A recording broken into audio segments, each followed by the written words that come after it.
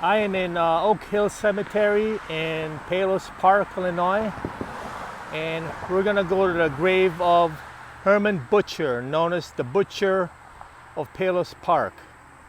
Now, this story, it's hard to verify if it's true, but it's sort of a legend around in Illinois about this man named Hermann Butcher who owned a butcher shop, and he was doing really well. But during the Great Depression, uh,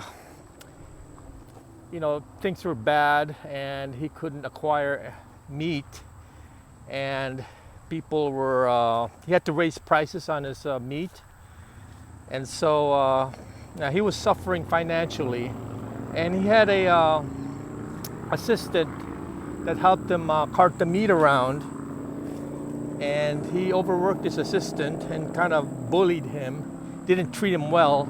Well, one day his assistant was carrying a load of meat, and he kind of fell while he was going down in the basement to put the meat in the cooler.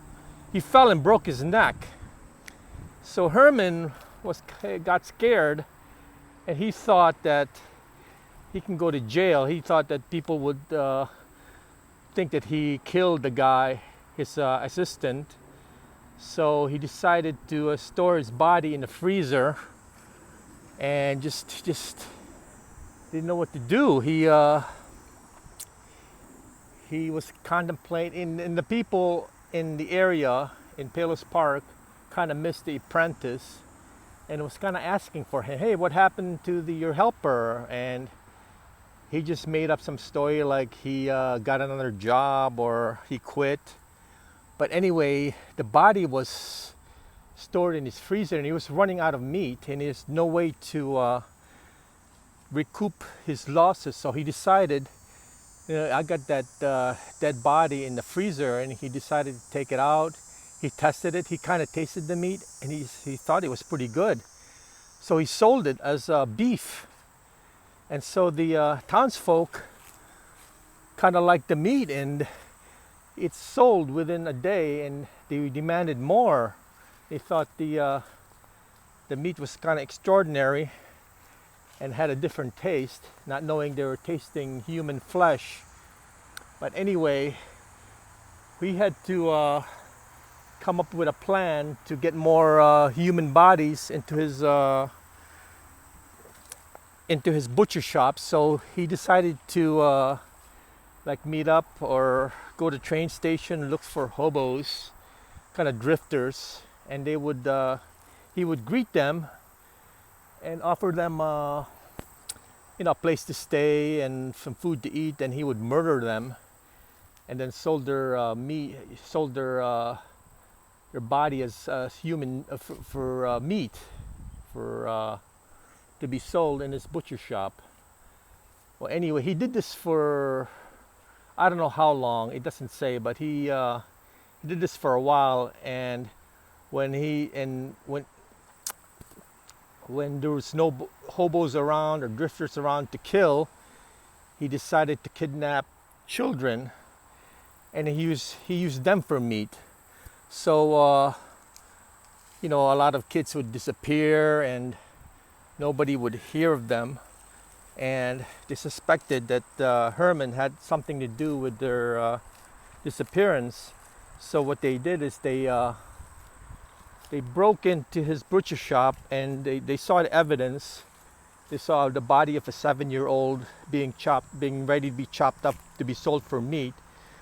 So this enraged the townsfolk, and they took him out at this butcher shop, which is it's called Hill. It's in a hill. It's not too far away from here. We're gonna go over there to see what it looks like. But anyway, the townspeople took him. They chopped his head off, and then they and there's no verification that this really happened. There's really nothing in the news, in newspaper clippings, nothing. It's just it's a fable. So anyway, it says that his body, which is buried here, searches for his head, which is which is across the street.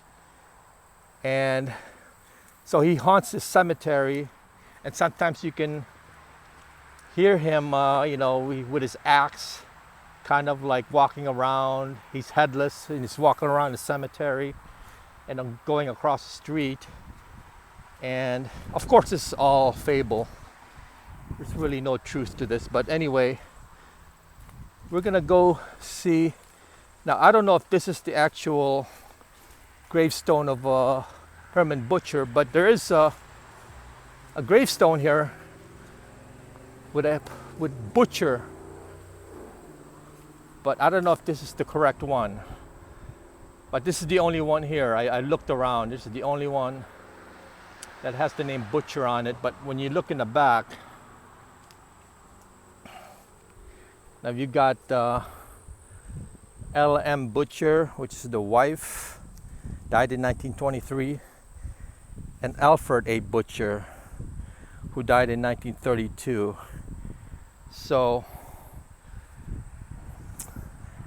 but Hermann Butcher, I couldn't find his grave here, but this is the only Butcher grave at Oak Hill Cemetery.